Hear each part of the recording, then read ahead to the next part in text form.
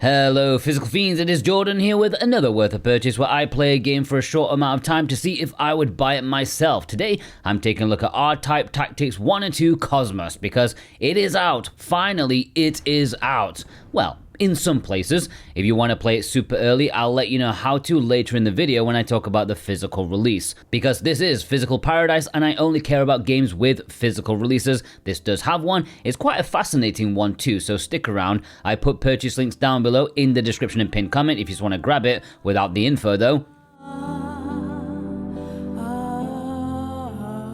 So, announced in early 2022, R-Type Tactics Cosmos promised a remake of the two PSP spin-offs of the shmup series, the first of which was released in the West, also known as R-Type Command, and the second game, R-Type Tactics 2, Operation Bitter Chocolate. Yes, that really was its name. That one stayed in Japan. Until now. After multiple delays, the kind of delays that only Granzella can do, it's finally a real product one can play. And let's not beat around the bush, this is a ton of content. Not only are you getting those two games remade from the ground up, but you're also getting a third, shorter campaign with brand new content. You're getting 3 campaigns here. You have to play them in order, so I don't know how chunky the 12 new missions are at the end, but in terms of numbers, it's like 160 missions. That is nuts. It's a lot of content, especially when you consider how slow-paced the gameplay is. Some missions can take like an hour. Never mind if you balls it up near the end and have to try again, or go back to grind materials on earlier levels. It is an absolute marathon that I'm not sure how many of you out there will stick around to see all of it. Maybe that's why it's taken so bloody long to make this thing. Nobody on the team had the resolve to power through it, to playtest it. You'd think they'd made a double pipe because the original games were light on content, but not a bit of it, okay? Both were very fat, chunky games to start with. And they are a fun take on the R-Type, or more aptly, the shmup formula. While battles are turn-based on a hexagonal grid, where you move your ships first and then the enemy moves theirs, it's presented in a side-scrolling setting, as you move your ships towards the enemy. There are dozens of ship varieties, something that R-Type nerds will enjoy, and they each offer different types of attacks or abilities. I will say, the game is pretty hands-off when it comes to explaining stuff. There is a manual to read in the menu, but any kind of tutorial stuff is quite limited. And I'm not really a fan of the menu system here. Like, the menus don't really flow how you think they would. I don't know if it was directly lifted from the PSP version, but if it was, I think I'd have just started with a clean slate. It could have been simplified and made more useful.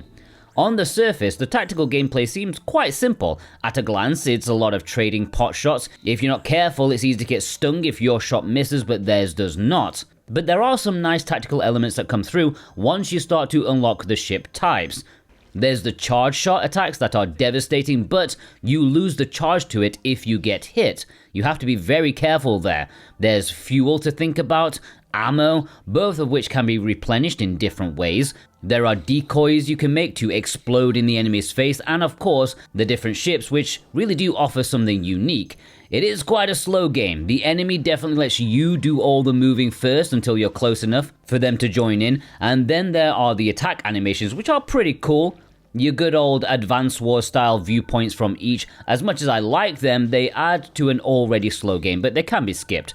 The production overall is quite nice though. I am playing the Nintendo Switch version on the Nintendo Switch 2 console. I could have got the Switch 2 version of the game, but I did not due to the physical of that, which I will talk about in a moment. I can't imagine no-lifing this game. Maybe 1 mission per day will be a nice treat on your bus ride to work. That'll keep you going most of the year, and it's quite tough too. It is easy to lose control of a battle if one of your ships gets outnumbered and taken out. And then there's the upgrade system to unlock new ships, and let's just say if you get stuck, you can go back to grind materials. Use your mining ships to extract ore from previous levels to help you in the mission that you're stuck on. Do not expect a breezy ride here. Okay, now before I get into the physical release, because Lord knows it is a bit complicated, if you are new here and you like physical video games, you enjoy actually owning the thing you pay money for, then subscribe to this channel. It will be the best thing you do today, I promise. You'll get opinions like these, you'll get new physical announcements, discounts, alerts on rare game restocks or reprints. It's definitely the place to be. Plus, The bigger this channel is, the more publishers will pay attention to the demand for physical media, and we want more physical goodness. So, in the West, this game is not out yet, even digitally. It will be out in the summertime, June the 30th.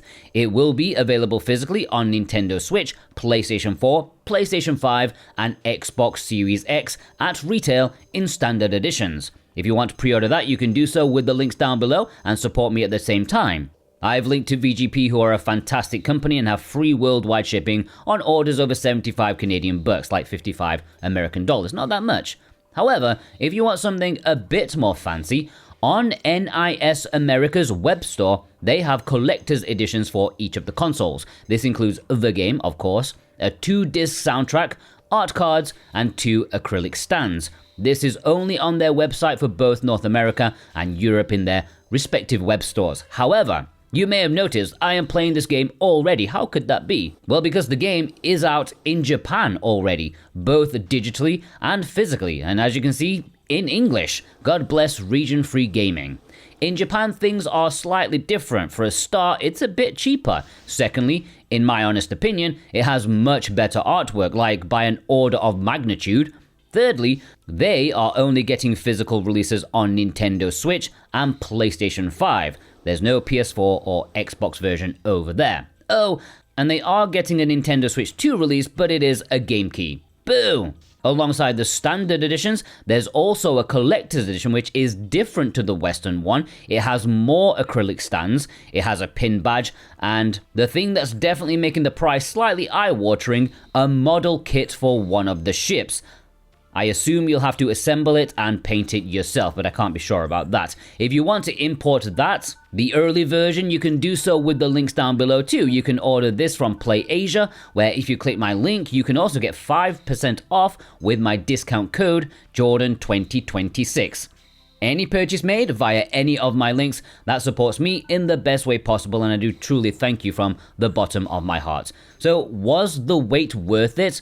Well, I'm glad it's here. I do love a good tactics game, and this might not be massively thrilling in the gameplay department, but I do like what I've played so far. It's got lots of content, and it's the kind of game that you'll go back to complete a mission here and there. I don't know why it took so long. That final new campaign better be badass, because it's going to take about 60 to 70 hours just to get there and see it. I would buy it because I've enjoyed my time with it, and although I can feel the grind it will present, it is more tactical than it initially lets on. I'd say it is worth a purchase in my opinion, as long as you are not in a rush to finish it. How about you? Did you pre-order this during the last Ice Age, or will you jump on board now that it's finally out? Let me know in the comments below, and I really do hope you have a fantastic day. Take care.